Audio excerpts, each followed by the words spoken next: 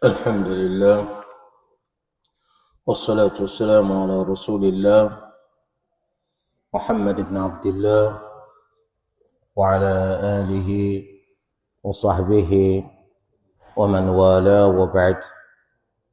السلام عليكم ورحمة الله وبركاته. يقول المصنف رحمه الله: الفصل الثالث في رفع اليدين. níbi afọ́ni tí wọ́n fẹ́ ṣàlàyé fún wa nípa àdájọ́ mímá gbé ọwọ́ méjèèjì sókè nínú sọ̀lá. láti rí nínú ẹgbàáwọ̀ ọ̀rọ̀ látọ̀dọ̀ Abdullah ibn Umar radiyallahu anhuma nínú kàtí al-Imam al-Bukhari àti àwọn míì gbé jáde nípa Nabi sallallahu alayhi wa sallam ó máa ń gbé ọwọ́ méjèèjì sókè ní ìbẹ̀rẹ̀ sọ̀lá nígbà tó bá ṣe Allahu Akbar tala kọ̀kọ́. ó tún máa ń gbé ọwọ́ méjèèjì sókè nígbà tí ó bá rúkúù tó ṣe Allahu Akbar. ó tún máa ń gbé ọwọ́ méjèèjì sókè nígbà tí máa ń gbórí sókè láti rúkúù wípé sami'a Allahu liman hamida, eléyìí jẹ́ àyè mẹ́ta. ó tún máa ń gbé ọwọ́ méjèèjì sókè nígbà tó bá dìde lọ sí rákà ẹlẹ́kẹta lẹ́yìn ìgbà tó bá parí at-tashahhud al-awwal, àtàyà alákọ̀ọ́kọ́ tán ní sọ̀látù al-dhuhr àti al-asr àti al-maghrib àti al-isha. eléyìí ṣàfihàn pé láwọn àyè mẹ́rẹ̀ẹ̀rin l'Ànábì sallallahu alayhi wa sallam ló ti máa ń gbọ́wọ́ sókè. ètò túmọ̀ sí pé ní rákà alákọ̀ọ́kọ́ yóò gbọ́wọ́ sókè lẹ́ẹ̀mẹ́ta, torí ìgbà tó bá ṣe Allahu Akbar ti bẹ̀rẹ̀, ìgbà tí ó bá rúkú, ìgbà tí bá ń gbórí sókè láti rúkú. ní rákà ẹlẹ́kejì yóò gbọ́wọ́ sókè lẹ́ẹ̀mejì, ìgbà tí ó bá rúkú àti ìgbà tí bá ń gbórí sókè láti rúkú. ní rákà ẹlẹ́kẹta tó bá jẹ́ sọ̀látù dhuhr àbí al-asr àbí al-maghrib àbí al-isha yóò gbọ́wọ́ sókè lẹ́ẹ̀mẹ́ta. ní rákà ẹlẹ́kẹta Allahu Akbar, lẹ́yìn tó nàró tán Allahu Akbar tí máa ń lọ sí rúkú, sami'a Allahu liman hamida tí bá ń gbórí sókè. ní rákà ẹlẹ́kẹrin àyè méjì péré ní ó ti gbọ́wọ́ sókè, tó bá ń lọ sí rúkú àti ìgbà tí bá ń gbórí sókè láti rúkú. eléyìí iná ní nǹkan tí Abdullah ibn Umar radiyallahu anhuma tó gbà wá. astima nínú ìtàn ìgbésí ayé Abdullah ibn Umar radiyallahu anhuma ó máa ń gbìyànjú púpọ̀ láti ṣe àwòkọ́ṣe Ànábì wa Muhammad sallallahu alayhi wa sallam nínú gbogbo nǹkan. ó láwọn ààyè tó ń tiri pa Ànábì máa ń gbọ́wọ́ sókè nù. kọ́dọ̀ ó tún sọ wípé kì í gbọ́wọ́ sókè tí bá ń lọ sí ìforíkalẹ̀. ẹ̀rìgìdì wa ṣe sami'a Allahu liman hamida rabbana wa lakal hamd, ẹ lọ sí ìforíkalẹ̀ pé Allahu Akbar. Ibn Umar ó tún sọ jáde pé Ànábì kì í gbọ́wọ́ sókè tí bá ń lọ sí ìforíkalẹ̀. a sì rí nínú ẹgbàá wa mi eléyìí tí al-Imam an-Nasa'i àti àwọn míì gbé jáde láti ọ̀dọ̀ sahabi Malik ibn al-Huwayrith radiyallahu anhu wa kana an-nabiyyu sallallahu alayhi wa alihi wa sallam yarfa'u yadayhi fi as-salah fi kulli khafdin wa raf'. wọ́n Nabi sallallahu alayhi wa sallam jẹ́ wípé ó máa ń gbé ọwọ́ rẹ̀ méjèèjì sókè nínú sọlá, nínú gbogbo lílọlẹ̀ àti nínú gbogbo lílọ òkè. ìyẹn ni pé gbogbo ìgbà tánàbí bá ń lọlẹ̀ àbí tí bá ń gbéra lọ sókè ìmọ̀ gbọ́wọ́ sókè. ètò túmọ̀ sí pé nígbà tó bá bẹ̀rẹ̀ sọ̀lá yóò gbọ́wọ́ sókè Allahu akbar. ìgbà tí bá ń lọ rúkú Allahu akbar yóò tún gbọ́wọ́ sókè. sami Allahu liman hamida yóò tún gbọ́wọ́ sókè. ìgbà tí ń lọ forí kalẹ̀ eléyìí ni khafd lè lọ sílẹ̀ yóò tún gbọ́wọ́ sókè. nígbà tí ó bá tún gbórí sókè láti forí kalẹ̀ alákọ̀ọ́kọ́ yóò tún gbọ́wọ́ sókè. tí bá tún lọ sí forí kalẹ̀ lẹ́ẹ̀kejì yóò tún gbọ́wọ́ sókè. tó bá ń dìde kúrò ní forí kalẹ̀ yóò tún gbọ́wọ́ sókè. báyìí náà ti rírọ ẹ̀rí tẹ́nìkan máa ṣe sọ̀lá tẹ́ kí gbogbo ìgbà wọ́n máa gbọ́wọ́ sókè wọ́n máa gbọ́wọ́ sókè. eléyìí wá nínú ẹgbàá ọ̀rọ̀ Malik ibn al-Huwayrith radiyallahu anhu. àwọn olùmọ̀ pín sí méjì nípa hadithi Abdullah ibn Umar radiyallahu anhuma tó ṣe àfihàn páyì mẹ́rin péré lànàbì tí máa ń gbọ́wọ́ sókè nínú sọlá, àti hadithu Malik ibn al-Huwayrith tó ṣírò àyè rẹ̀gẹ̀dẹ̀ pé lànàbì sallallahu alaihi wasallam tí máa ń gbọ́wọ́ sókè nínú sọlá. wọ́n ní hadithu Abdullah ibn Umar radiyallahu anhuma òun fẹsẹ̀ rìnlẹ̀ kò sí èméjì mbẹ̀. al-Imam al-Bukhari òun ló gbà wá.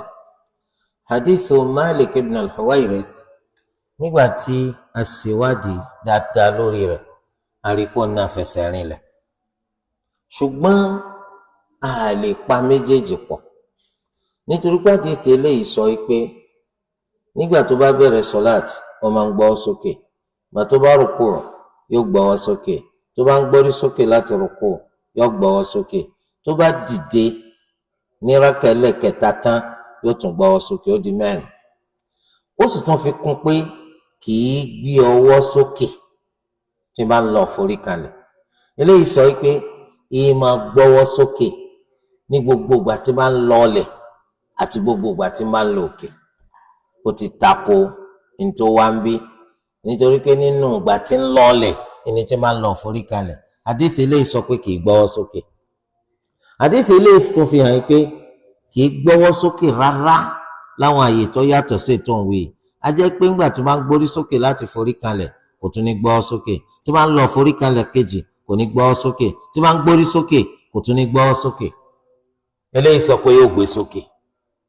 torí ẹ̀ kò sí bá sí lè pa méjèèjì pọ̀ ká fi ṣiṣẹ́, àyàfi kó jẹ́ pé ọ̀kan yóò mú wa fi èkejì sílẹ̀. tó bá ti lè lo ti Malik ibn al-Huwayrith apàtì ibn Umar tì nípa ibi tó sọ pé Ànábì ti gbọ́wọ́ sókè. torí rẹ̀ wọ́n pè ní hadithun shadh. الحديث الشاذ هو ما رواه الثقة مخالفا به رواية الأوثق. أبيك سوكي ما رواه الثقة مخالفا به رواية الثقات. حديث الشاذ يسكون نو في سعنين ṣùgbọ́n tó wà nínú rẹ̀ tako ẹni tó gbà wá, ẹni tá a máa gbọ́rọ̀ rẹ̀ sódodo ni, ṣùgbọ́n tó gbà wá yùn ó tako ẹgbà wá tàwọn ẹni tá a máa gbọ́rọ̀ tí wọ́n sódodo ju tiẹ̀ lọ. ọ̀nà riwayatul awthaq thiqa lòun, ẹni títí ẹ tako yẹn awthaq ni. a sì mà nínú mà al-awthaqu muqaddamun ala thiqa. ẹni tá a máa gbàgbọ́ jù ló yẹ ká tí ọ̀rọ̀ rẹ̀ síwájú tí ẹni tá a kàn máa gbàgbọ́ lọ. tí bá tuntun ní ìtumọ̀ kejì, ẹgbà wá tẹ́ni tá a máa ń gbọ́rọ̀ rẹ̀ sódodo gbà wá, ṣùgbọ́n tó tako ẹgbà wá tàwọn míì tá a máa ń gbọ́rọ̀ tiwọn náà sódodo. èèyàn kan ló gbé léyìí wá, ó tako ẹgbà wá àwọn èèyàn míì táwọn náà jẹ́ni tá a máa ń gbọ́rọ̀ wọn sódodo bíi tiẹ̀, ṣùgbọ́n ó súnmọ́ ó ṣeéṣe kéèyàn kan ṣàṣìṣe, àṣìṣe tí ò súnmọ́ tí ò ṣeéṣe kápẹ́yàn púpọ̀ sí. torí ẹ̀ ẹgbà wá táwọn ẹni tá a máa ń gbọ́rọ̀ tiwọn sódodo tí wọ́n gbà wá tí èsì èèyàn kan tí èsì èèyàn méjì tí èsì mẹ́ta ẹgbà wá tí wọ́n láfún lágbára lórí tètè èèyàn kan gbà wá lọ. eléyìí la máa ń pè ní hadithun shadh. tó bá sì sọ pé hadithu ó jẹ́ shadh ó túmọ̀ sí pé hadithun da'if. hadithu tó lẹ̀ kìí ṣe pọ́nà tó gbà á lọ sọ́dọ̀ lẹ̀ o àmọ́ ti tako ẹgbà wá táwọn tán ga jùlọ àní fi ṣiṣẹ́. ìgbà tó pàtà nínú àlùmọ́ sọ pé a lè fi ṣiṣẹ́ báwo láti ṣe wá wí ìgbà tó ti tako rìwáyà táwọn ẹni tó jẹ́ olódodo tó wọ́n pọ̀ jùlọ àbọ̀ tako rìwáyà táwọn tó jẹ́ olódodo jùlọ wọ́n sọ pé a pè ní ziyadatu thiqa, àlékún ni tó wá látọ̀dọ̀ ẹni tá a máa ń gbọ́rọ̀ rẹ̀ sódodo. ẹ má fojú wọn takora wọn wò, ẹ fojú àlékún mà ó wà nínú eléyìí tí ò sí nínú eléyìí. wa ziyadatu thiqati maqbula, àlékún tẹni tá a máa ń gbọ́rọ̀ rẹ̀ sódodo tó bá wá nínú ẹgbàá wa rẹ̀ a máa ń gbà wọlé. idh man hafidha hujjatun ala man lam yahfaz, torí pé ẹni tó há nǹkan ọ̀rọ̀ tiẹ̀ ẹ̀rí ni lórí ẹni tí ó há. ìgbà tí wọ́n há sáwà dọ̀rọ̀ eléyìí nù nítorí pé wọ́n há. torí délé pàápàá jùlọ wọn ni Malik ibn al-Huwayrith nínú àwọn sàhábà tó jẹ́ pé wọ́n kéré lọ́jọ́ orí nígbẹ̀yìn ìgbésí ayé ànábì ló tó wá sọ́dọ̀ ànábì sallallahu alaihi wa sallam. ó ní àjọ̀dọ̀ a sì pọ̀ díẹ̀ àwa sọ́dọ̀ ànábì sallallahu alaihi wa sallam láti lu wa láti wá kọ́ ẹ̀sìn. ànábì sì ń kọ́ wa lẹ́sìn ń kọ́ wa lẹ́sìn ń kọ́ wa lẹ́sìn. ìgbà tó ṣe ànábì fura mà lójú wa wípé ó dàbí ìgbà tó jú ń ro àwọn èèyàn yìí, ááyùn àwọn èèyàn wọn àti ìlú wọn ó mú wọn, ó wù wọn pé káwọn padà lé. lànàbí wa pè wọn jọ kan lọ wá ní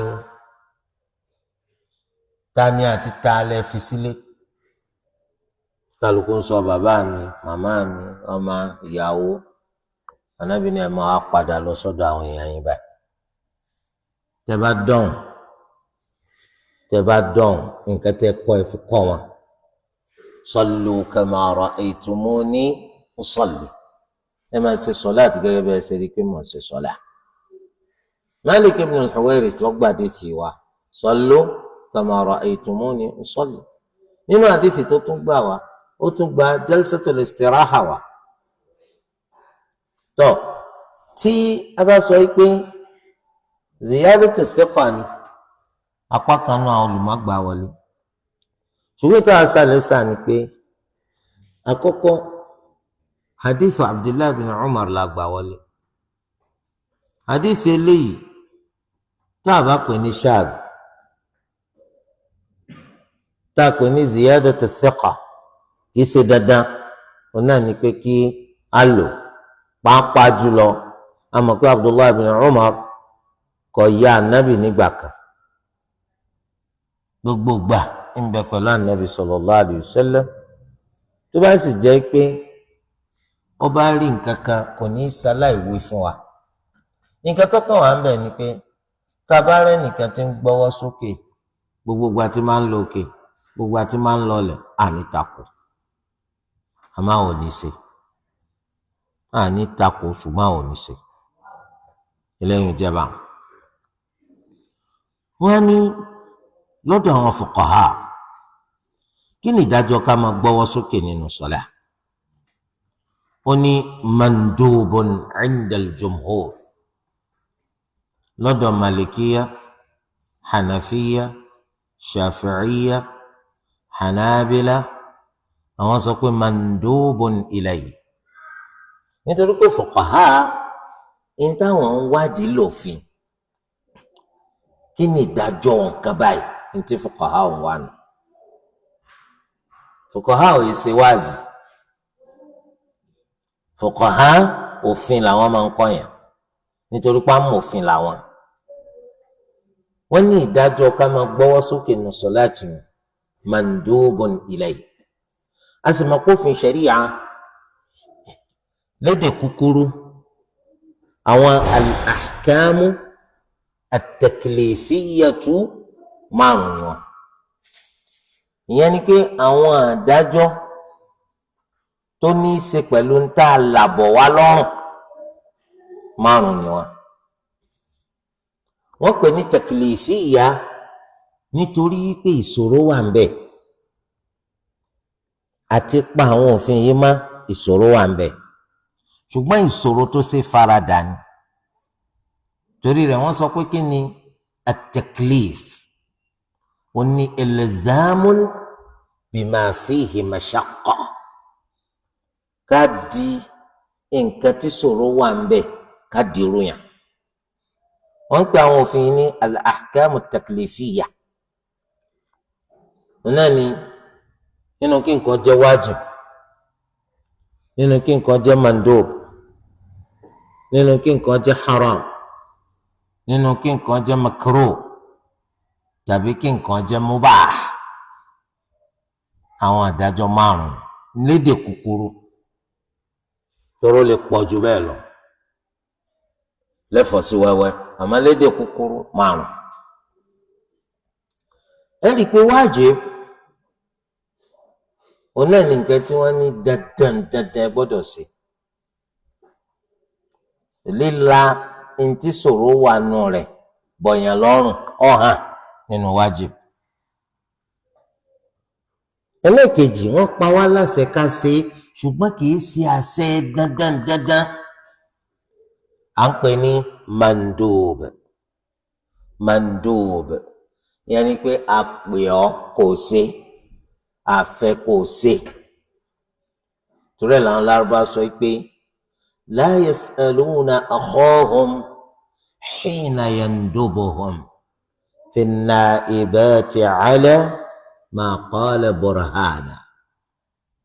Wọ́n bi ọmọ ìyá wọn léèrè hina yandubuhum, nígbà tó bá pè wọ́n. Torí ẹ̀ mandub, nǹkan tá a pè ọ́ pé kò ṣe. Eléyẹn amúwákáfílẹ̀ màtúmọ̀ kí ni mandub, ṣùgbọ́n tó túmọ̀ sí ni pé ẹ̀yàmẹ̀yà làwọn ń bá káláyé ojú dúdú.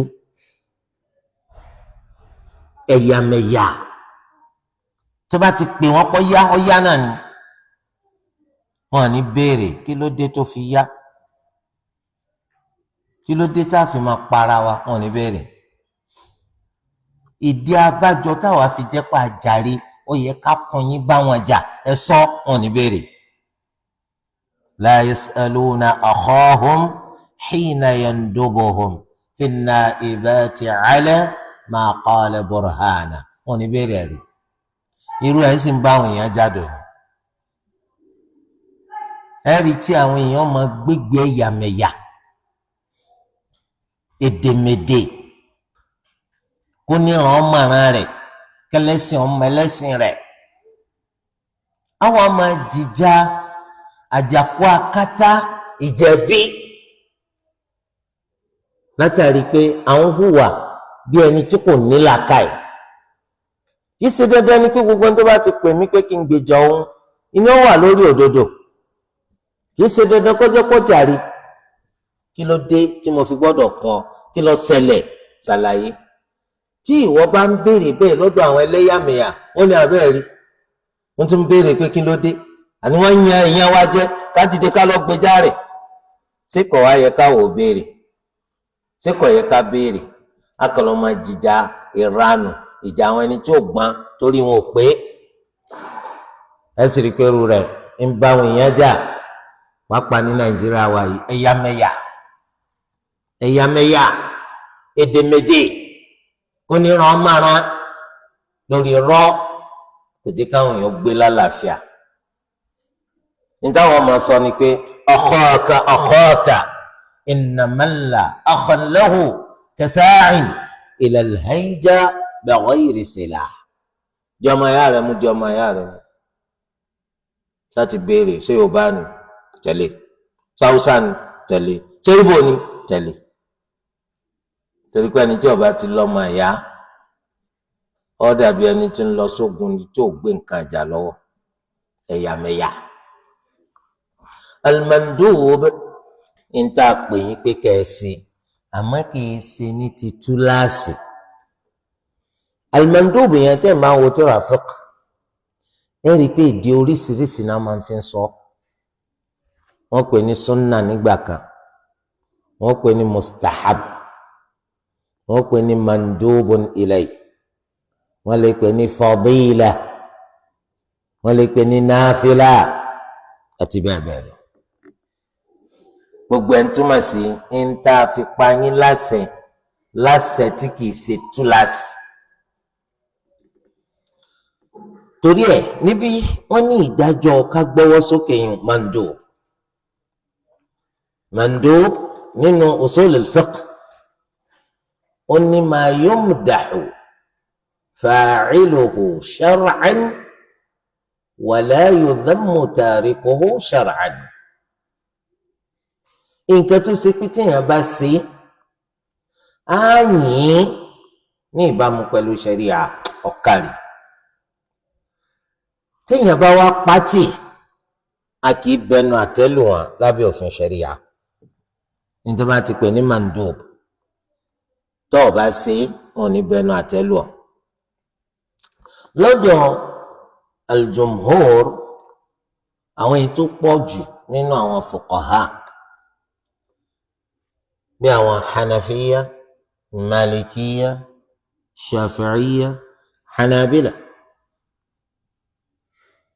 àwọn sọ pé mandubun ilay. bó tilẹ̀ jẹ́ pọ́rọ̀ mi tún wà ó lọ́dọ̀ àwọn hanafiya tó ń sọ pé makruh, akórìíra ká gbọ́ sókè, gbogbo gbígbọ́ sókè nígbà tó bá bẹ̀rẹ̀ sọ láti wọn gbọ́dọ̀ gbọ́ sókè, makruh, akórìíra rẹ̀.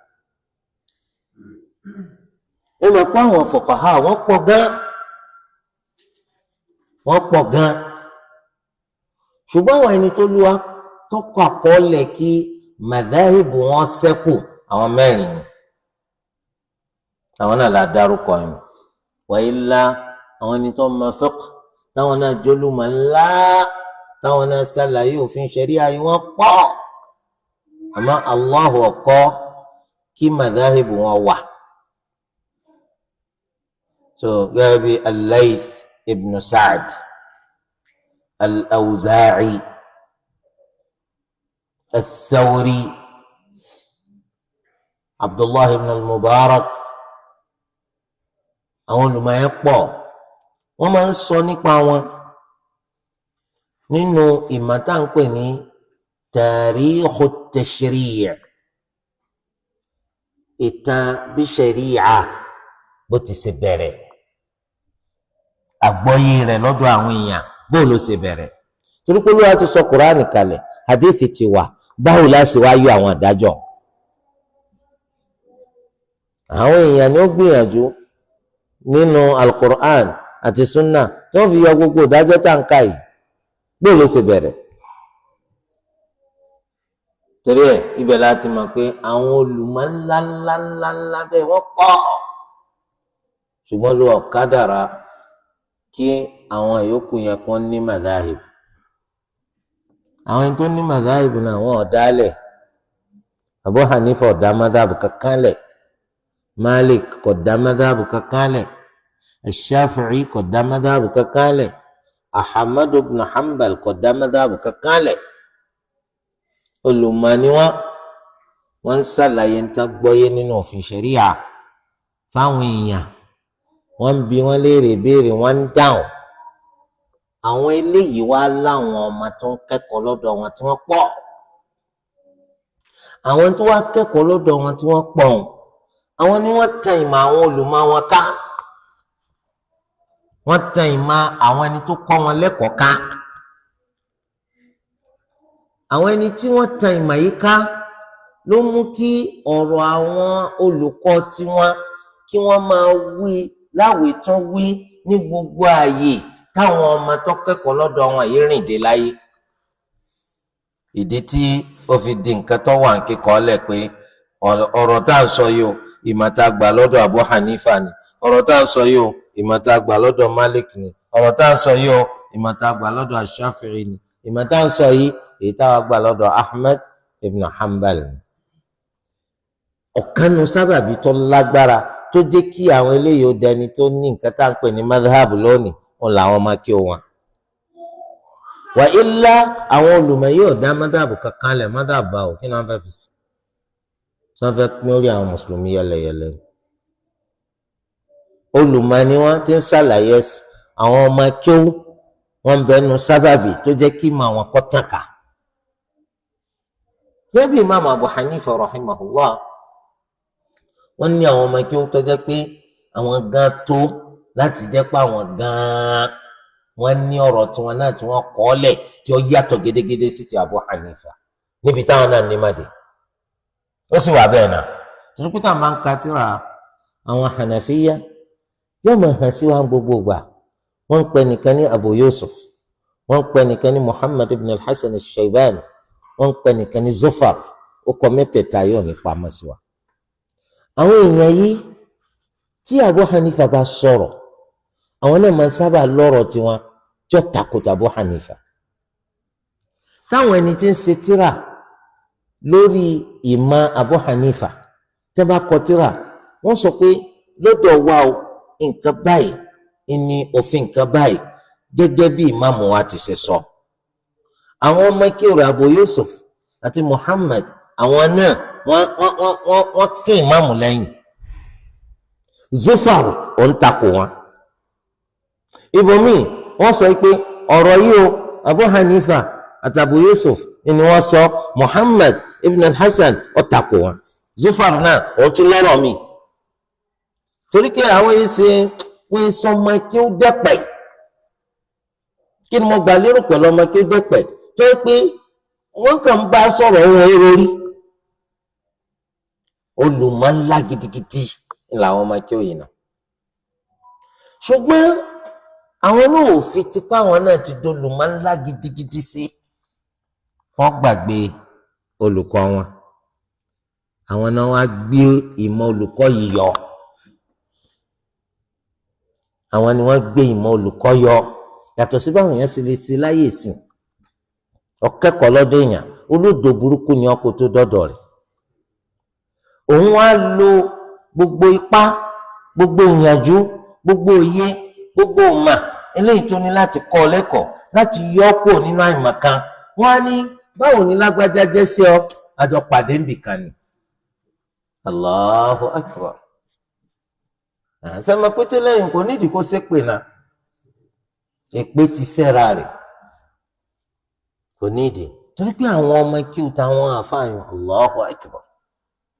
kódà wọ́n sọ pé tí ò bá sí Muhammad ibn al-Hasan al-Shaybani àbá ti dá ìmáàmù Abu Hanifa mọ̀. wa jazahullahu khaira. ọkọ̀ àwọn tírà ńláńláńláńláńlá tí wọ́n ń pè ní kutubu zahiri riwaya. àwọn tírà táàtì makini wọ́n ń pè madhabu Abi Hanifa kí lè Abu Hanifa sọ. gbogbo tírà rẹ̀ ti ń kọ òun ló ní gègé tó jẹ́ gègé àrà jù nínú àwọn ọmọ kí Imam Abu Hanifa. gbogbo tírà tó wá kọ gbogbo ẹ̀ pátá lọ́pọ̀lọpọ̀ ó fi gbé ọ̀rọ̀ ìmáàmù yìí yọ ni. ń bẹ́ẹ̀ nu tó ran madhabu yẹn lọ́wọ́ tó fi hàn. tí bá wá sí ọ̀dọ̀ àwọn Màlìkí yà ń bí ẹ rí i pé al-Imam Malik rahimahullah ó láwọn ọmọ kí ó kà tó yẹ pé ìpìlẹ̀ wọn ará Madina ni wọn. Madina náà ni Imam Malik ń gbé. ọmọ Madina náà ló náà. ó láwọn ọmọ kí ó kà á mọ̀ wọ́n sí al-Misriyun àwọn ọmọ Misra. لكن ولا تري عبد الرحمن ابن القاسم òun jẹ́ ẹni tó jẹ́ ògbóǹtarìgì jù nínú àwọn ọmọ kí Imam Malik gẹ́gẹ́ bá ṣe rí Muhammad ibn al-Hasan al-Shaybani lọ́dọ̀ Imam Abu Hanifa. òtún láwọn ọmọ kí ó tọ́pọ̀ bí Ibn Wahab. gbogbo àwọn wọ̀nyí àwọn ló jẹ́ ká mọ̀ Imam Malik jù torí pé Muwatta tí Imam Malik kọ lóòótọ́ ó kọ kó lè bàa jẹ́ tírà hadith àwọn ọ̀rọ̀ sì pọ̀ nínú Muwatta tí kìí hadith tó jẹ́ ọ̀rọ̀ àgbọ́yé òfin ṣẹ̀ríà tí Imam Malik sọ ọ̀pọ̀ gidigidi débi kọfẹ́ yọ tírà yẹn kúrò ní tírà hadith àwọn ọ̀rọ̀ tí Imam Malik sọ tó lè má hadith ẹyọ kan wá yóò máa sọ àwọn òfin eléyìí tó wà lábẹ́ rẹ̀ omi gan wọ́n fẹ́ pé kí làjọṣepọ̀ ọ̀rọ̀ yìí pẹ̀lú hadith tí wọ́n mú wá àjọṣepọ̀ wà torí pé olùmọ̀ ńlá ni Malik tí wọn náà bá ń ronú dáadáa tó jókòó ọmọ bájọṣepọ̀ yẹn sì wà ṣùgbọ́n gbogbo fiqh tó ní í ṣe pẹ̀lú Imam Malik eléyìí tí ó wọ́pọ̀ jù nítorí ká máa òun náà ní gbọ́wọ́ àwọn ọmọ kí o rẹ̀ pàápàá Ibn al-Qasim yìí òun ló gbé ìmọ̀ Imam Malik yọjú ẹ̀rígbà tán kọ al-Mudawwana tí Suhnun tọkọ òun kò rí Imam Malik àmọ́ rí ọmọ kí o Imam Malik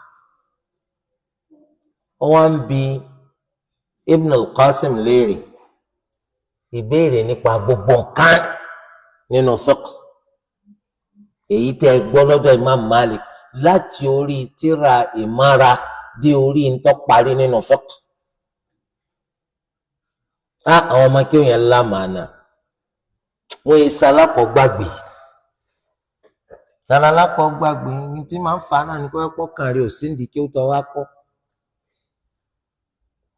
àbí kọ́ máa sùn lẹ́mìí akọ́ máa yán wò àwọn wọ̀nyẹn fọpọlọ sí tí wọ́n á kọ́ gan ni torí ká wo bí Mudawwana ṣe tó ìbéèrè àti dáhùn nípa kí lẹ gbọ́ lọ́dọ̀ àfààyàn kí lẹ gbọ́ wípé Imam Malik ti sọ nípa nǹkan báyìí kí ni Imam Malik wí nípa nǹkan báyìí yóò sì máa dáhùn tí kò bá gbọ́ wípé Imam Malik sọ nǹkan kan nípa tí wọ́n bi léèrè yóò sọ pé a gbọ́ kí Imam Malik sọ nǹkan kan parí àmọ́ tó bá pè mí ni wọ́n bi léèrè ní tí ń sọ̀rọ̀ ọ̀dà intention sẹ́rù pé tó wá pé wọ́n bi Imam Malik náà léèrè ṣé bí ó ṣe sọnù omi yóò sọ pé bí ó ṣe sọnù omi yóò sọ pé kò ní sọ bẹ́ẹ̀ bó wọn bá ṣe sọnù omi wọn bi Imam Malik léèrè ọ sọ bó ṣe sọ wọn sọ pé lọ́dọ̀ tèmi ń wò ní torí wọn yẹn sọ máa kí ó dẹ́pẹ̀ torí ẹ̀ ló ṣe jẹ́ pé nínú Mudawwana gan tá a bá fẹ́ yọ in tó jẹ́ èrò àti àgbọ́yé tí Ibn Qasim sọ́tọ̀ òǹgá tó láti jẹ́ tírà ńlá wọn kì í ṣe ọmọ kí ó dẹ́pẹ̀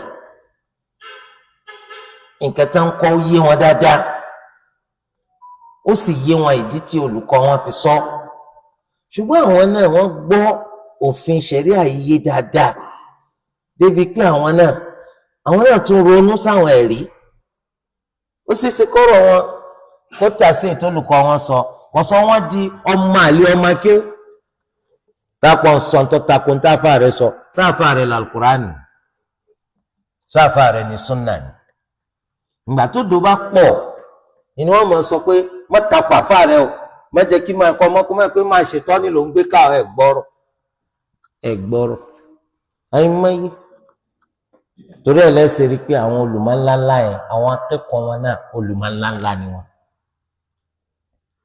tẹ́lẹ̀ báyìí wọn bẹ́ẹ̀ náà ni Imam Shafi'i bẹ́ẹ̀ náà ni Ahmad ibn Hanbal rahimahumullahu ta'ala tí a bá sọ pé jumhur nínú fiqh níta gbàlérò ni pé àwọn mẹ́ta nínú àwọn mẹ́rin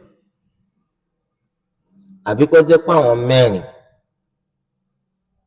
nígbà tá a tún ráwọn míì tí ìsara wọn tó takò wọn torí rẹ̀ a sọ pé tí al-Malikiyya àti Shafi'iyya àti Hanabila tí wọ́n bá sọ̀rọ̀ kan tí àwọn Hanafiya tún wọ́n sọ bẹ́ẹ̀ á sọ pọ̀rọ̀ tó wà nílẹ̀ yìí o láàrin Hanafiya ni àti al-Jumhur, nítorí pé àwọn mẹ́ta ní àdójúkọ àwọn kan àti pé àwọn eléyìí lọ pọ̀ jù ẹ wá dì í mọ̀ wọ́n pọ̀ jù kò túmọ̀ sí pé àwọn náà lọ́rọ̀ wọn máa jó tọ́jú o nítorí pé òfin ni wọ́n máa ma fiqh lé lórí tí wọ́n bá sì ti mọ òfin ó rí i pé ọ̀rọ̀ rẹ̀ ó máa ṣe déédéé nínú gbogbo tó máa ń wádìí ẹni tẹ́rì rẹ̀ lágbára jù òun lọ́rọ̀ rẹ̀ ó tẹ̀wọ̀n jù kò bá já wọn tó pọ̀ kò bá sì já wọn kan ẹ rí i pé àwọn kan wọ́n pè ní al-Zahiriyya al-Zahiriyya ṣé mọ́dàbù wọn lẹ́lẹ́karùn-ún a máa ń pè mọ́dàbù Zahiri kì í ṣe pátá àwọn kó mọ́dàbù ẹlẹ́karùn-ún but mọ́dàbù tí wọ́n náà wà àwọn ń tẹ̀lé olùmọ̀ńlá kan tó ẹ̀pọ̀ náà sẹ̀mí láyé al-Imamu Ahmad rahimahullah à ń pè ní Dawud al-Zahiri rahimahullah Dawud al-Zahiri òun ló dá Zahiri yálẹ̀ òun náà dálẹ̀ bíi tàwọn tí òun náà ń kọ́yàn lẹ́kọ̀ọ́ ni ṣùgbọ́n láwọn ọmọ kí ó tán tàn ká lóun náà ṣe di madhabu Zahiri ntọ́ hàn làwọn máa wí tí ó bá ti sí àní lo qiyas àwọn sọ pé qiyas sunnatu shaitan tó ń torí délé àwọn yẹra fún gbọ́dọ̀ ṣe jẹ́ sunnatu shaitan wọ́n ní níjọ́ àná ìgbà tí Olúwa Ẹlẹ́dàá wa tó dá Nabi Adam alayhi salam tó wá pa àwọn màláíkà láṣẹ lẹ́yìn tó parí ìṣẹ̀dá Ádámà tó fẹ̀mí sí lára wípé usjudu li Adam fasajadu illa Iblisa aba Iblis ash-shaytan ar-rajim òun lọ́kọ̀ láti forí kalẹ̀ kí ló mú ọ mọ́ forí kalẹ̀ fún tí mo dá pẹ̀lú ọwọ́ mi méjèèjì qala ana khayrun min khalaqtani min narin wa khalaqtahu min tin ó lé mi o mo dáa jùlọ ìdí abájọ àtàrà aná ló ti dá mi àtàrà àmà ló sì ti dáhùn torí rẹ̀ àwọn al-Zahir wọ́n ní kìyàsọ alákọ̀ọ́kọ́ nù tọkọkọ wáyé ta ló sì ṣe ash-shaytan tí wọ́n sọ pé al-qiyasu sunnatu ash-shaytan wọ́n nítorí pé ash-shaytan ni ó wò pé iná àdámáná oníkọ́ máa jórókè àdámáàmà oníkọ́ máa kì málẹ̀ tó sì gbámú lẹ́nu ṣẹ̀tàn kẹ́ni tó jẹ́ pàdámà tiẹ̀ ní àjórókè kó ajẹ́pọ̀ ní ó forí kanlẹ̀ fẹ́ni tó jẹ́ pàdámà tiẹ̀ ní àkìmálẹ̀ ta ló yẹ kó forí kanlẹ̀ fẹ́nìkan ṣebí ètí máa kìmálẹ̀ ló yẹ kó forí kanlẹ̀ fún ètí máa jórókè torí ẹ̀ ní ahlu Zahir àwọn sọ pé kò sí qiyas àwọn fuqaha tí wọ́n ń lo qiyas wọ́n ń tẹ̀lé súnà ṣẹ̀tọ́nì tó kìí ṣe téèyàn bá ti sọ̀rọ̀ nínú láìpẹ́ ó rí sọ lọ́sọ pé kò rí sọ èèyàn kọ́kọ́ ń bùkátà kéèyàn gbọ́rọ̀ ẹni tó sọ̀rọ̀ yìí nítorí pé o ò lè ti ọ̀rọ̀ kankan wó ká sì fún ọ nídàájọ́ pé orí ti wó dáa ṣáájú kó tó gbọ́ yé tó bá gbọ́ yé tó wá fẹ́ tì wó ó rí i pé ọ̀nà tó gbà tì wó yóò rọrùn púpọ̀ àmọ́ tó o bá gbọ́ yé ní tí wọ́n sọ ọ̀tọ̀ ní tí wọ́n mọ ẹ̀kọ́ fẹ́ fi tì wó ọ̀tọ̀ wọ́n padà máa sọ fún ọ pé ọ̀làgbọ́ yé ọ̀gbọ́n tí wọ́n sọ yé gan torí ẹ̀ àwọn sọ pé ṣé al-qiyasu sunna ṣaitani náà ni àbí kìí ṣe sunna ash-shaytan a sọ pé rárá kìí ṣe sunna ash-shaytan nítorí pé àwa rí Olú ẹlẹ́dàá sọ pé fa'tabiru ya ulil absar, ẹ̀yin tẹ́ lóye ẹ̀sìn làákàyè. Qiyas ìpìlẹ̀ rẹ̀ ni pé ká ṣe làákàyè. Òfin mú nǹkan kan wá báyìí, a sì rí nǹkan míì tó farajọ, ààrófin kankan tó wá nípa tiẹ̀. A sì wo a rí pé tí ó pa wọ́n pọ̀ nǹkan kan náà ni, sọ wá yẹ kí ìdájọ́ wọn yàtọ̀. Bí àpèjúwe, nísìnyí a rí pé ọtí èèwọ̀ ni. Al-Qur'ani fi hàn wá pípé ọtí èèwọ̀ ni. Ǹjẹ́ mọ títí Al-Qur'ani pèlè wọ̀? Kí ni wọ́n fi sọ títí Al-Qur'ani pèlè wọ̀? Àbẹ́yìn òrórí ṣé burúkutu ni Al-Qur'ani sọ? Àbọ̀tíkà, ẹmu, àbí sẹ́kẹ̀tẹ́, ògógóró, àbí ìjànṣe ní ìsìtàn rọ́gò, èwo ni?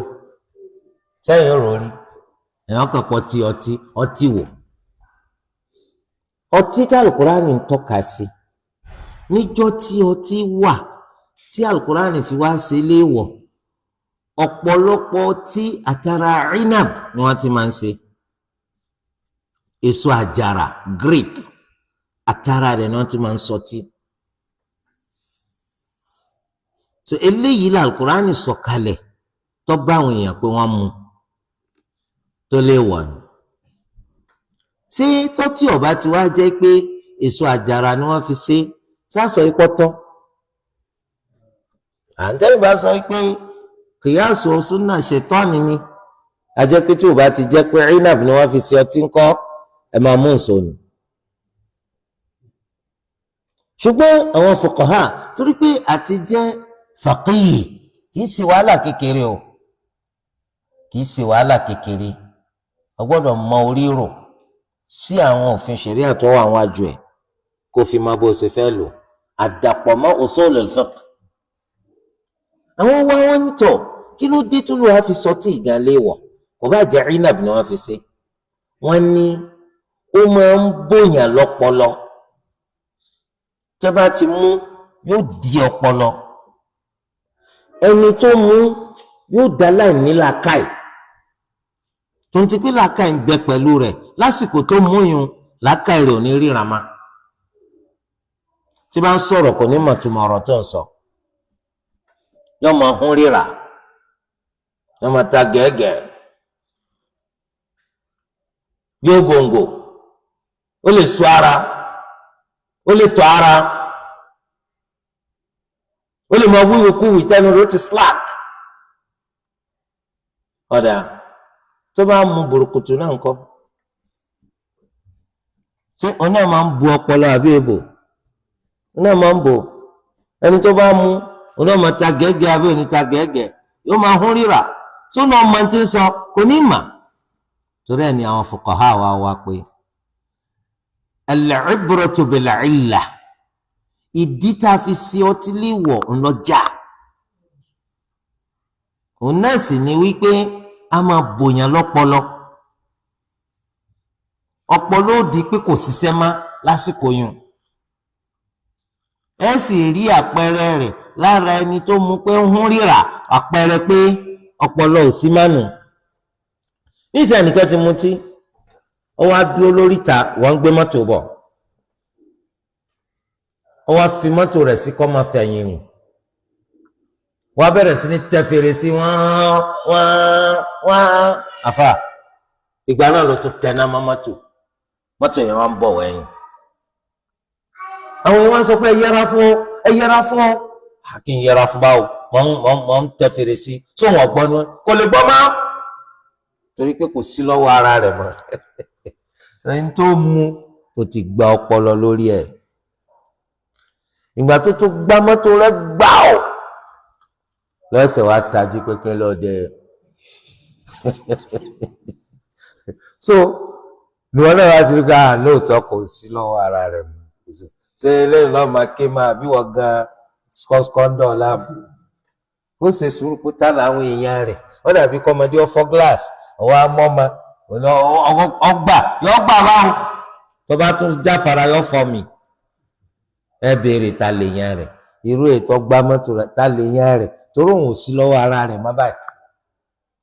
so bẹ́ẹ̀ ni gbogbo tí bá ti máa bu ọpọlọ ọlọ́tì ńlá fi sọ pé ṣẹ̀ríà yìí kò sí ní tẹ́ gbé wá tí ò ní ìdájọ́ àfi kẹ́ni tẹ́ bí ọmọ mà tó eléyìí túmọ̀ sí wípé ìgbà tí wọ́n wá sọ pé kìyàsù sunnatu shaitan máa bọ̀ Umar radiyallahu anhu wọ́n wá bí anabi wa Muhammad sallallahu alayhi wa sallam léèrè pé ṣé ń ṣe nǹkan báyìí wọ́n ní kí ló ṣe ó lóun fẹnu konu pẹ̀lú ìyàwó òun ní ọ̀sán Ramadan anabi sallallahu alayhi wa sallam ara'ayta law tamadmadt sọ fún mi tó bá yẹ pé o bá fomi yọnu náà lọ́sàn-án Ramadan sọ́ba ṣìyàmù rẹ jẹ́ ó ní rárá ó ní bẹ́ẹ̀ náà nígbà tó fẹnu konu pẹ̀lú ìyàwó ẹ̀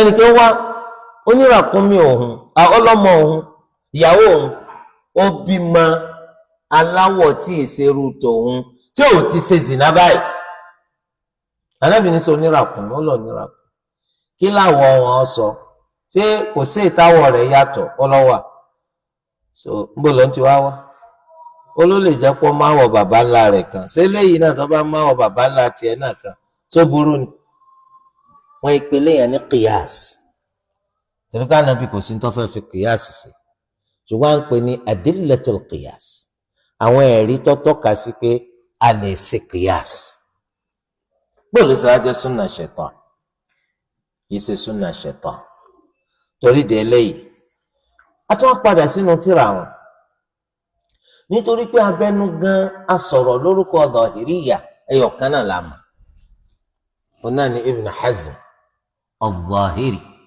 rahimahullah wọn làwọn tírà tó pọ̀ tó bá jẹ́ pé nípa fiqh àwọn tírà rẹ̀ al-Muhalla libn Hazm nínú tírà yẹn tírà fiqh àwọn Zahiriyya á rí wípé tá a bá wò dáadáa ń tí ń takò wà ń bẹ kìyàsì tó pè ń súnà ṣètọ́nù ọ̀pọ̀ nù tírà tí wọ́n bá máa ń tán pè ń kìyàsì tó ma àwọn orígun rẹ̀ mẹ́rẹ̀ẹ̀rin al-maqis wal-maqisu alayhi illatul qiyas wa adatu shabah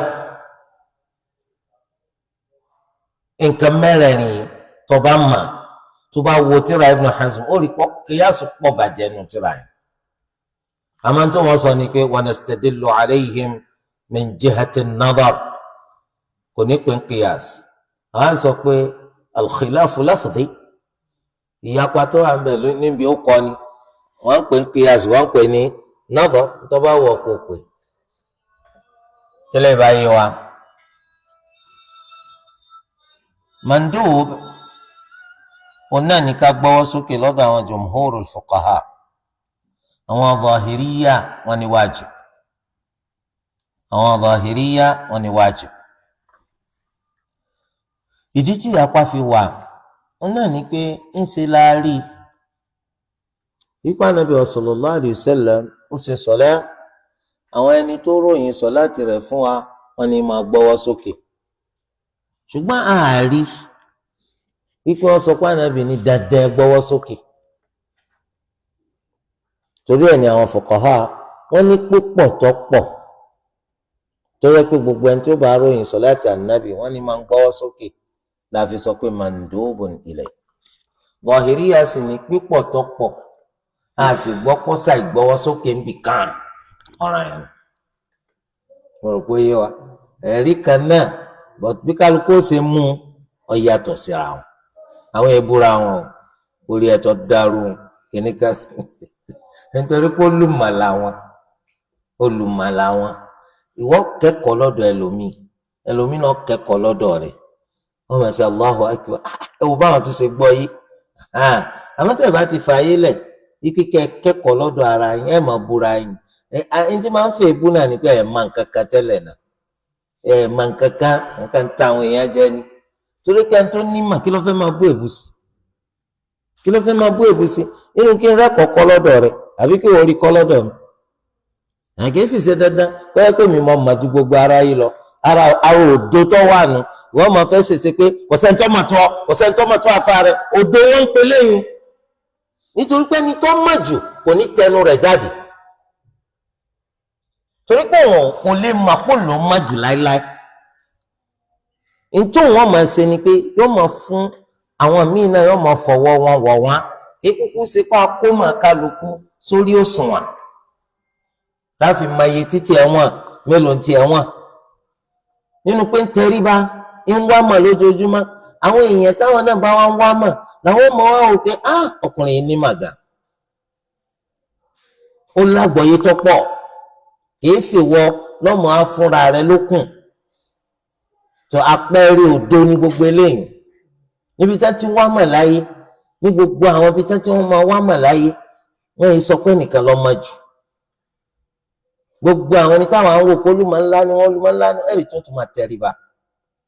tún máa tẹríba pé ọwọ́n táwọn mọ̀ nítorí yí àwọn náà ọ̀rọ̀ yìí Allahu Akbar so báwọn ṣe máa ṣe mi torí di eléyìí wọ́n ìbúra wọn ẹ̀rí pé Ibn Hazm tí bá ń sọ̀rọ̀ ẹ̀ máa kánú rẹ̀ pé níbi nínú tírà rẹ̀ ẹ̀rí tó wá sọ pé ẹ̀rí wa lórí ń ta sọ ọ̀nà làdí ta gbà lọ́dọ̀ lágbájá tó ná gbà lọ́dọ̀ tàbí títí dọ́dọ̀ ànábì sallallahu alaihi wasallam àwa bí wọn léèrè àwa ní kílẹ̀ rí tìyín wọn wá sọ pé nǹkan báyìí àwa sọ pé so kò sí èbú ẹ̀mẹ́ mọ̀ pọ́rọ̀ yun ọ̀kàlà mọ̀ pé ká mọ̀ bú èbú wọn èbú àwọn Zahiriyya wọn pọ́rọ̀ yẹn lọ́dọ̀ àwọn Malikiyya Shafi'iyya Hanabila àwọn sọ pé mandubun ilay kò sí apá lọ́dọ̀ Hanafiyya ọ̀rọ̀ kan wá lọ́dọ̀ tí wọ́n táwọn náà sọ pé mandubun ilay ọ̀rọ̀ kan wá tán pé ní makruh ìyẹn ni pé tó bá bẹ̀rẹ̀ sọ́lá ò bùkátà kó tẹ̀ gbọ́ sókè gàmbẹ̀ tẹ́lẹ̀ náà àwọn tó bá rúkú tó bá ń gbórí sókè láti rúkú tó bá dìde lọ sí rákà ẹlẹ́kẹta lọ́dọ̀ Hanafiya makruh ni ọ̀tọ̀ ẹyọ kan lọ́kàn wọn nu gbogbo ọ̀rọ̀ yìí ní àwọn Hanafiya takbiratul ihram oníkan lọ́kàn wọn ibẹ̀ ni wọ́n ti sọ pé sọ gbọ́ sókè àbò ní gbọ́ sókè ọ̀rọ̀ oríṣi méjì ọ̀kan mando ọ̀kan makruh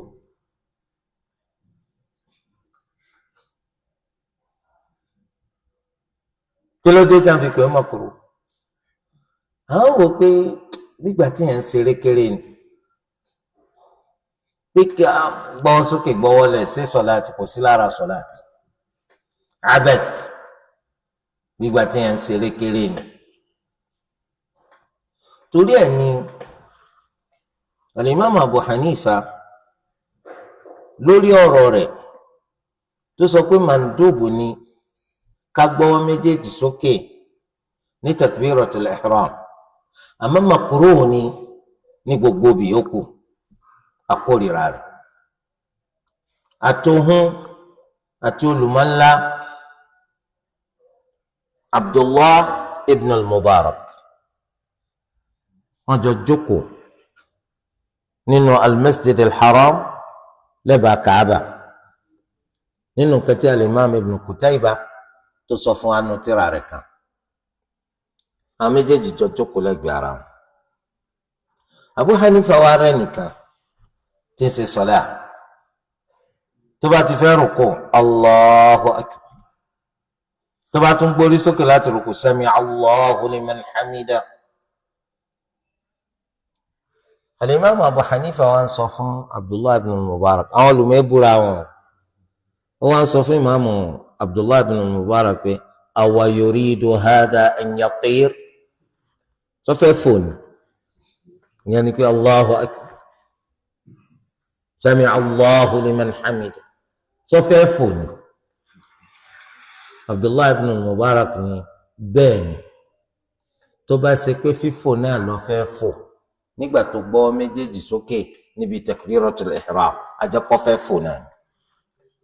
Mo rò pé yé wa fún ebúra wọn o àmọ́ sẹ́ mọ̀ pé sìtọ́ wà ń bẹ̀ ó ní agbára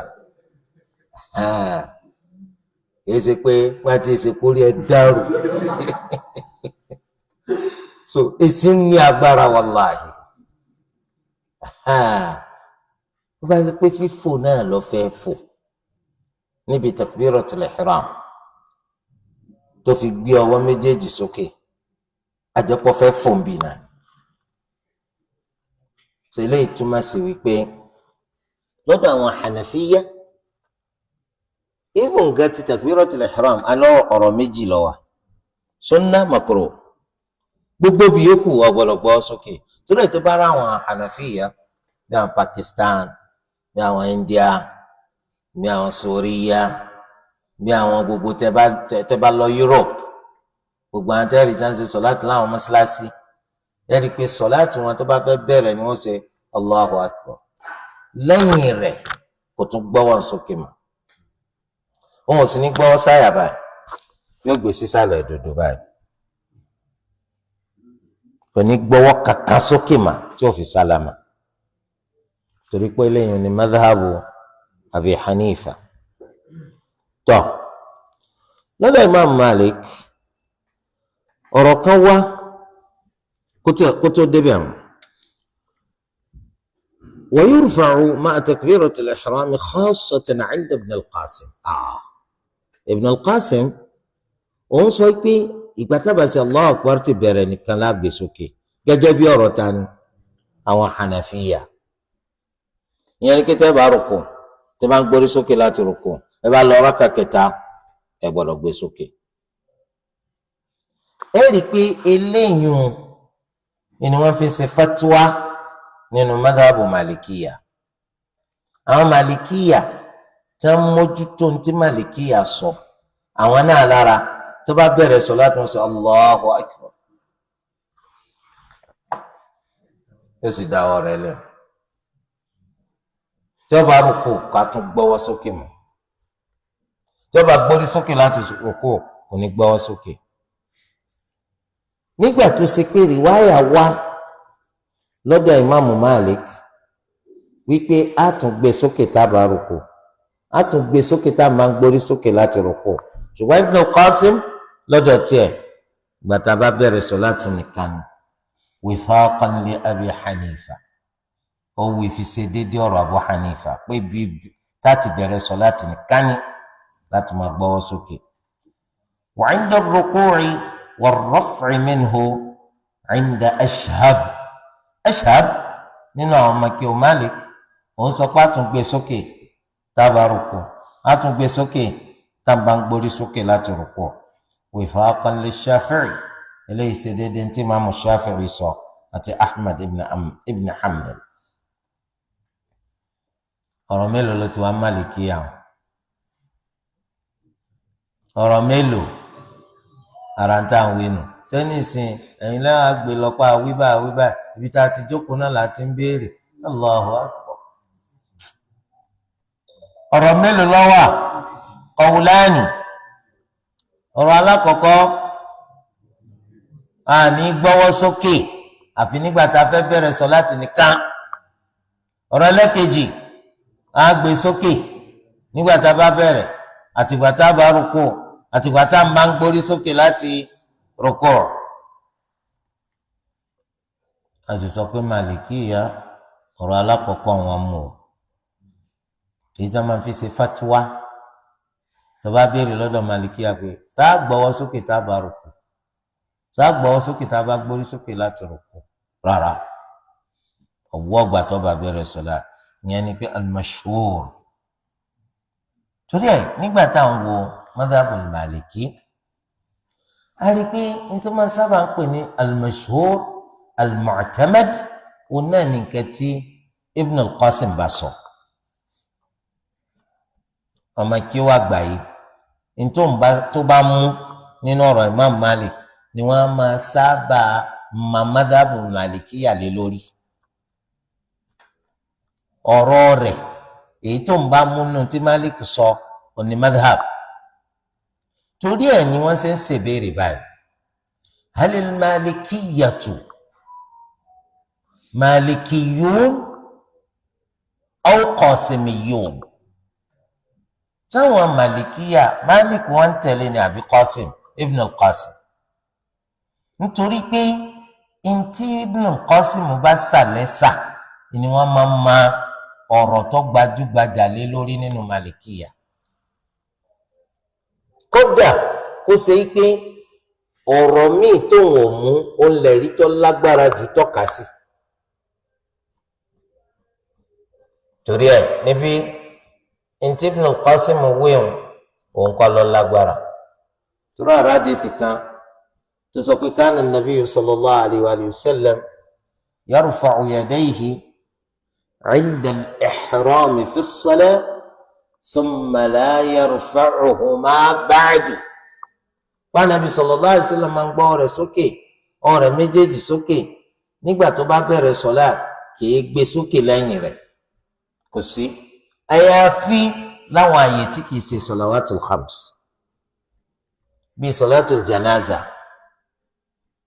àdìsí wa táwọn hanafiya ń lò ṣùgbọ́n tí ò fẹsẹ̀ rinlẹ̀ wípé wọ́n lọ wá látọ̀dọ̀ Ibn Mas'ud radiyallahu anhu wọn nàbí máa ń gbọ́wọ́ rẹ̀ sókè níbi sọlatul janaza lẹ́ẹ̀kan nígbà tó bá bẹ̀rẹ̀ kò sì tún ní gbé sókè mọ́ wọ́n tún lò ń bi sọlatul idayn ìkẹta alákọ̀ọ́kọ́ nìkan ni ò ní gbé sókè mọ́ wọ́n tún àdìsí yẹn ò fẹsẹ̀ rinlẹ̀ tẹ́lẹ̀ ìbáyé wa a jẹ́ pé a ó máa gbọ́ wa sókè nígbà tá a bẹ̀rẹ̀ sọlá nígbà tá a ń rúkú nígbà tá a ń gbórí sókè láti rúkú bákan náà tá a bá dìde lọ sí rákà ẹlẹ́ẹ̀kẹta kí ni tá a bá dìde lọ sí rákà ẹlẹ́ẹ̀kẹta kí ló fi pàkíyèsí ẹ̀ńtọ́ bá mọ̀ kọ́ sọ̀rọ̀ ẹ bá a dá sí nígbà tá a bá dìde lọ sí rákà ẹlẹ́ẹ̀kẹta ó pàkíyèsí èèyàn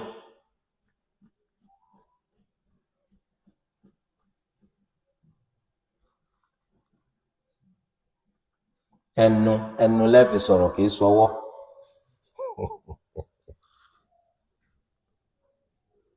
ìpàkíyèsí tó pàkíyèsí ó náà ni pé tíyàn bá dìde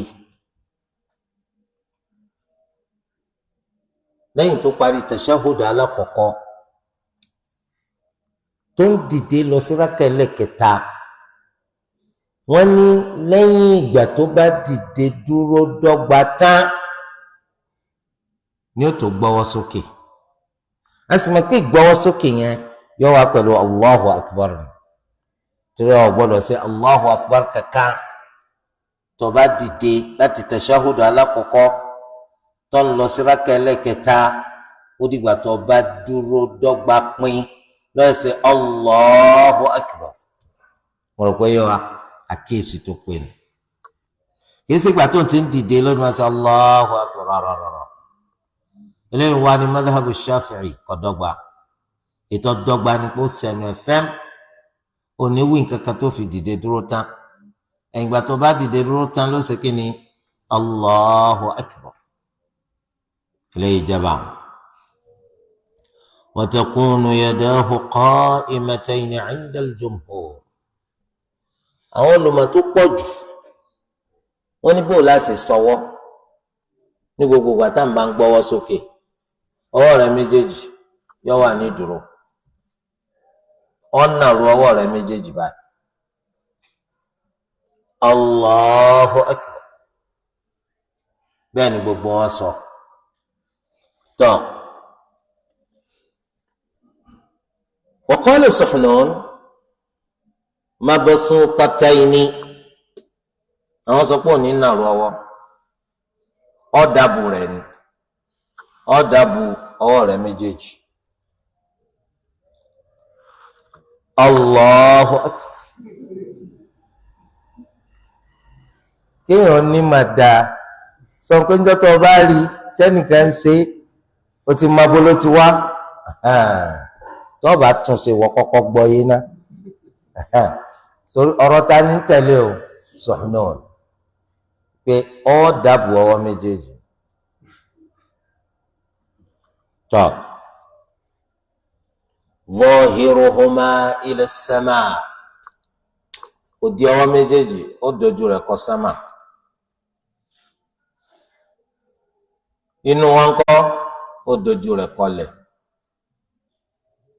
Nítawọn olùmọ̀tọ́pọ̀ sì sọ ni pé kí ni ó dojú inú àtẹ́lẹwọ́ rẹ̀ kọ wájú òdì rẹ̀ ńkọ́ ẹ̀yìn ó sì nàró ọwọ́ rẹ̀ méjèèjì ló lórúkọ o eléyìí kahayati raghib eléyìí kahayati rahib. Bí ẹni tí ń sojú kòkòrò pọ̀ ń fẹ́ gba nǹkan bí ẹni tí ń bẹ̀rù kí nǹkan má sí òun tọ́ naj'aluhuma hadwa udhnayhi ó wá jọ ṣe déédéé tí rẹ̀ méjèèjì ọwọ́ rẹ̀ méjèèjì yóò ṣe déédéé tí rẹ̀ méjèèjì níṣẹ́ tó sọ pé ó sì báyìí.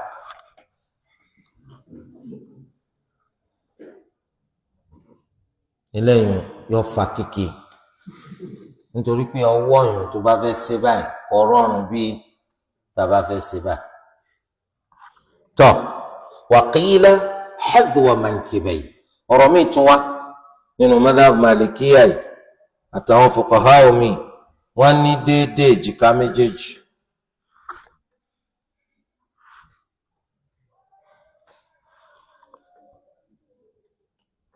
waqila sadru àwọn kan ní déédéé àyà rẹ̀ eléyìí ọ̀lẹ́rìí ká torí Ibn Umar radiyallahu anhu nínú hadithi púpọ̀ wọ́n sọ pé Ànábì máa ń gbọ́ rẹ̀ sókè títí ṣe déédéé dọ́gba pẹ̀lú etí rẹ̀ méjèèjì àbí ṣe déédéé dọ́gba pẹ̀lú èjìká rẹ̀ méjèèjì torí ẹ̀ làwọn fuqaha gẹ́gẹ́ bí wọ́n ti sọ ń bì wa jumi'a bayna al-aqwal wọ́n pa àwọn ọ̀rọ̀ yìí pọ̀ wípé yuhadi bil-qur' as-sadr wọ́n níbi ọrùn ọwọ́ yóò jọ ṣe déédéé àyà rẹ̀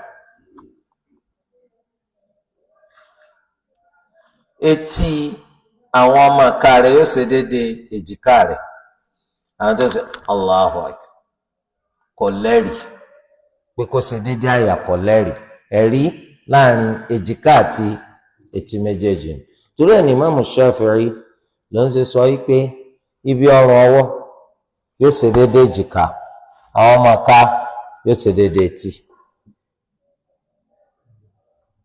eléyìí túmọ̀ sí wípé bàbá rẹ̀ nìkan tó ẹ pé bóun ṣe gbọ́wọ́ ni Allahu akbar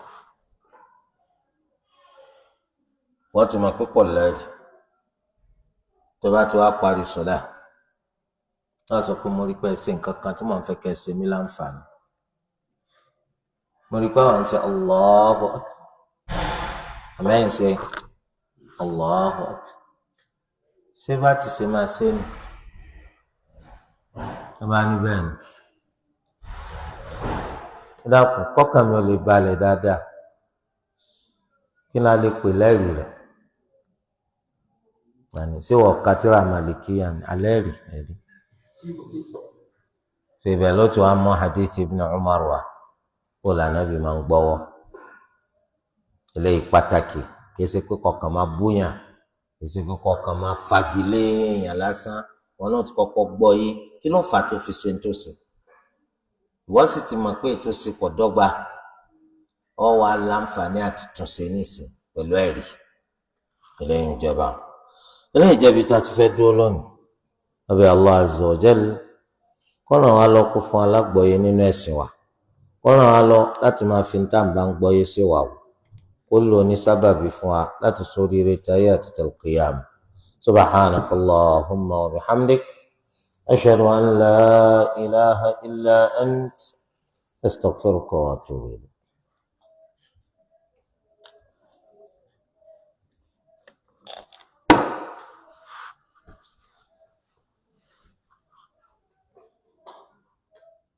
nítorí wàá níbi rẹ̀ yọ.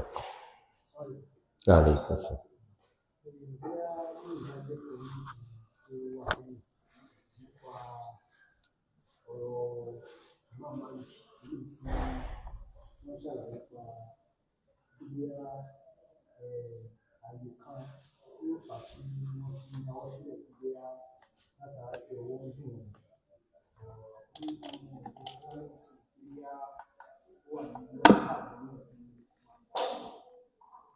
Alhamdulillah, wọn sọ pé wọn ń dùn mọ́ Malik, wọn sọ pé wọn ń dùn wọn nítorí ṣẹlẹ̀ ní pé ọ̀rọ̀ oríṣiríṣi ló wá lọ́dọ̀ Imam Malik.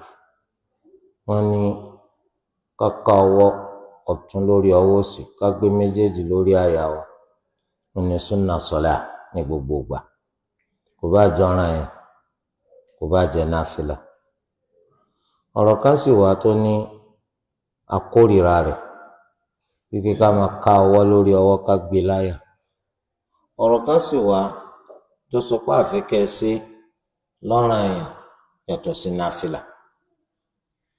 Pẹ̀lú ṣe ní náfìlà àmọ́ má ṣe ní ọ̀ranyàn. Àwọn ẹni tó ń kọ́ tàn, àwọn náà sọ pé ìṣẹ̀lẹ̀ kan ṣẹlẹ̀ tó mú kí ẹni tí ń ṣèjọba ní Al-Madina ọ̀nà Imam Malik lẹ́gbà débi wípé ọwọ́ wọn ọ̀rọ̀ pé Imam Malik kò lè dá ọwọ́ gbé mọ́. So ìpínlẹ̀ yẹn ló fà tí Imam Malik ti fi ó jìnnà. So madhhabu wọn ń tán sọ síbẹ̀ ni. Naam. Yàrá ìkọsọ.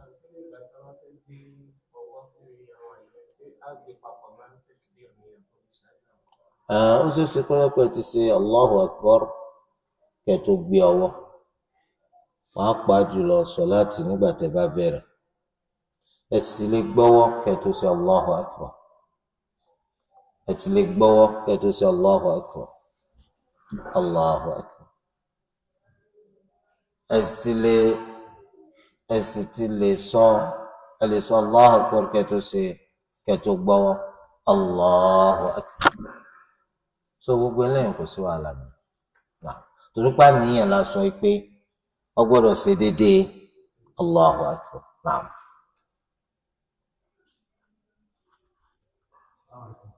Alaikum salaam.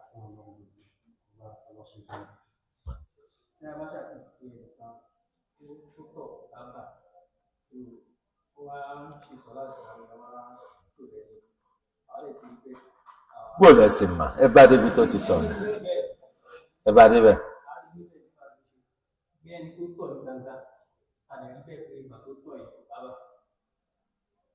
Tó bá ti dá yín lójú.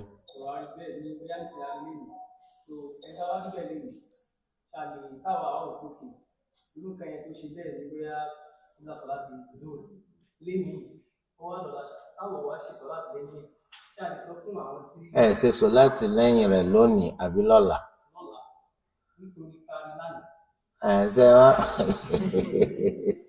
Ṣé ẹ mọ̀ bóyá kò ní ṣe bẹ́ẹ̀ lọ́la. Ẹ̀yin ọmọ nǹkan tẹ́yìn ó ṣe ni pé ìjọ tẹ́ rí tó dá yín lójú. Tẹ́ sì rí pé ó tọkọ̀ tábà kò sì fi nǹkan nù dí. Kò fi nǹkan kan nù dí. Allahu Akbar. Ọjọ́ yẹn láti challenge. Ẹ sì sọ fáwọn èèyàn pé kì í ṣe sọ láti lẹ́ ń ṣe yìí. Torí máa mọ̀ tábà ó tọkọ̀ tábà. Nítorí pé ẹ fẹ́ gba sọ láti wọn sílẹ̀. So tẹ́ bá ṣe báyìí ẹ rí i pé àwọn èèyàn já sọ láti. Ó sì lè fẹ́ dáríwọ́. Àmẹ́yìn ó gbìyànjú láti má jẹ́ ọ dáríwọ́. Imam ẹ tọ́ lẹ́ẹ̀kan ṣe tábà. Sọ bá mi débi tí wọ́n ti tọ́ ni ebi ìta gbangba lẹ ti tọ́. Ẹ tábà alákòóbá ni. So tó bá gbé kò tábà lóòótọ́ ẹ rí pẹ́nu rẹ̀ ọ̀wọ̀wọ̀. Eléyìí ìgbà míì ó ṣòro ká tó rí pé mùsùlùmí ṣe bẹ́ẹ̀. Ó ṣòro gan nítorí pé inú nǹkan tí ìmánì pè fún ó ní kí mùsùlùmí ò ní gbà pé ẹ̀gbin ń bẹ lára òun kọ́kàn rẹ̀ ó balẹ̀. Ara rẹ̀, ara sọ rẹ̀, ayé tó lò láti ṣẹ̀sìn, mùsùlùmí ò ní ní fọkànbalẹ̀. tó àwọn ẹni tí mo sábà ṣe àwọn alálìjẹnu ni tó jẹ́ pé wọ́n ní àjọṣepọ̀ pẹ̀lú àlìjẹnu, ó ń lu àlìjẹnu. Àlìjẹnu kì í gbọ́rọ̀ síyàn lẹ́nu àfi bí èèyàn bá ṣe ń takò ti Allah. tó bá ipá lálìjẹnu ni ó súnmọ́ kó rí bẹ́ẹ̀ lóòótọ́. torí ẹ̀ ọ̀pọ̀lọpọ̀ àwọn tí wọ́n ń ṣe sọ̀láàtì gẹ́gẹ́ bí imam náà sọ pé ó yẹ kẹ́sìn yín kó dúró kó dángájíá, kí sì wọ́n lọ ẹ̀kọ́ ọmọ wa pálapàla rádaràda ká. tẹ́lẹ̀ náà ìwọ mọ́nà tó dáa kan ó tún fẹ́ kó báwọn èèyàn. nígbà tábà wá ń ṣe sọ̀láàtì lẹ́yìn òun gbẹ̀ǹdì, ẹ dákun ru sọ̀láàtì rẹ̀. tábà ń ṣe sọ̀láàtì lẹ́yìn ẹni tó pé ìtọ̀ lọ́wọ́ àánú ṣòkòtò rẹ̀, irú sọ̀láàtì wọn. níbi ọdún ó ti lé lọ́dún 15, àwọn kan náà wàá fẹjọ́ ìmáàmù àdúgbò wọn sùn. wọ́n ní wàláhì yóò lọ yàgbẹ́, kò ní tábà kò ní nùdì, yóò sì wá sí ìmáàmù. àbálọ àbábọ̀ wọ́n padà rí pálá àlìjànú. àlìjànú kì í ṣiṣẹ́ síyàn àfi kẹ́ ẹ máa takò ti Allah. nítorí bá ní kẹ́ ẹ máa ṣe lẹ́ẹ̀másì kí á lórí gbà lọ́dọ̀ rẹ̀, ó ti kú dànù báyìí. sẹ́wọ̀n kọ́ yẹ kó lè takú láyà pẹ̀lú àwọn àǹjànú yìí ń jọ ti kú dé. ẹ máa wá wa kú wa, ẹ ti padà lọ kúkú burúkú, ẹ ti lọ bá ìṣirò ńlá pàdé lọ́jọ́ gbẹ̀ndàl qiyam. ẹja bẹ̀rù Allah. agbára arọ́wò lọ wá, agbára tó wá títí tí ò pé kọ́ ọ má jẹun, agbára tó wá títí tó pé tó ń gbẹ máa ń gbé ọ mú mi náà ni. agbára arọ́wò lọ wá tó ń sáré tí bá ń ṣe ọ tó ń gbọ́ pẹ̀pẹ̀ tá ń lágbára òfò. ọjọ́ bó ti ṣe jẹ́. Alaikum salaam.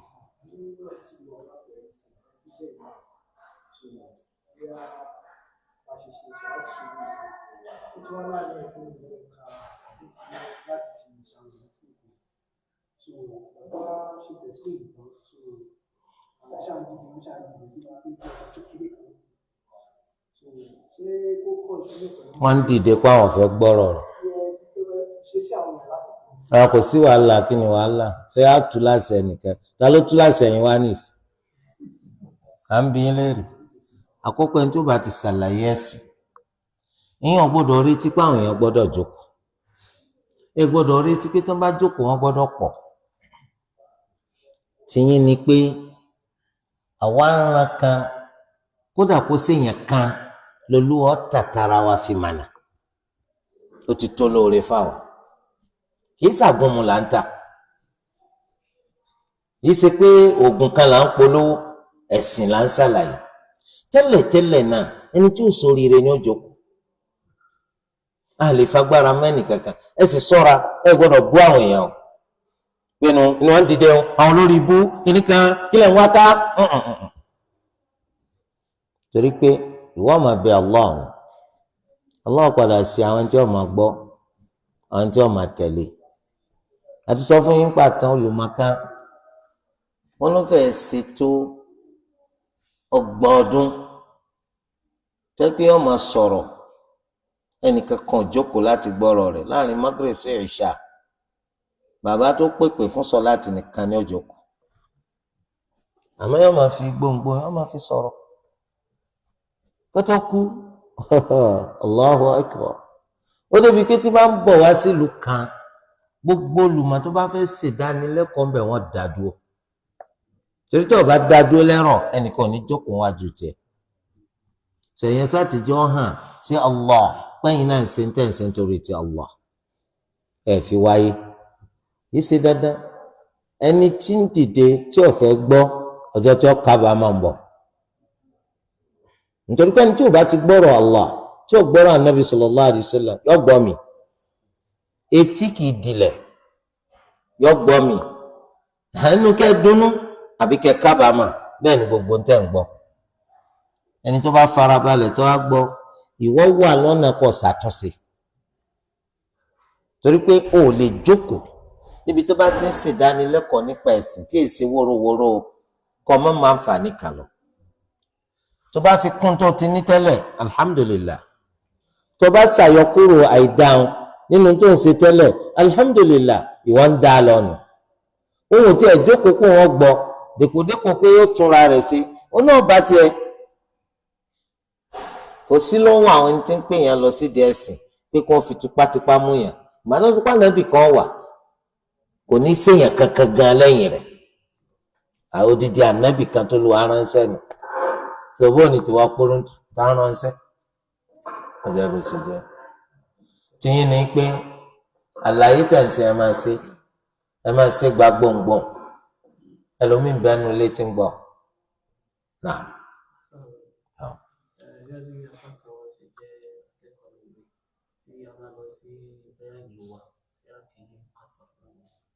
tọba ó ní í ṣe pẹ̀lú péjọ́ mélòó lẹ fẹ́ lò lé tẹ́bá ti mọ̀ pé lò jújọ́ mẹ́rin lọ tábà yọ ọjọ́ tẹ dé àtijọ́ tẹ lọ ẹ lò jújọ́ mẹ́rin lọ tẹ́bá ti dé lóyún aráàlú nìyín ẹ mọ̀ pé sọ̀láàtì ni náà tẹ́bá ti nílò tójọ́ mẹ́rin tábà yọ ọjọ́ tẹ dé àtijọ́ tẹ lọ orin àjò ní bí kẹ lọ lé kẹfẹ́ síjọ́ kan ìjọ́ méjì ẹ mọ̀ ẹsẹ̀ kọ́sì náà.